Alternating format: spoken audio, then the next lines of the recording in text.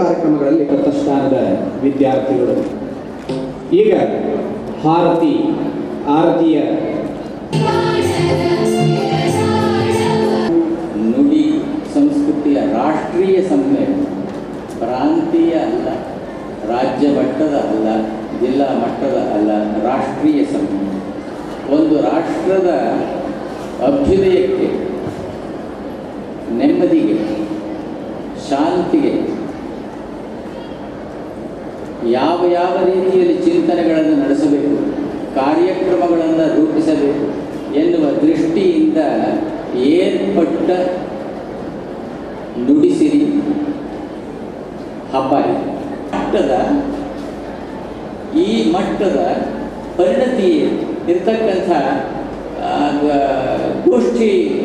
ಪಾಲುದಾರರು ಯಾರಿದ್ದಾರೆ,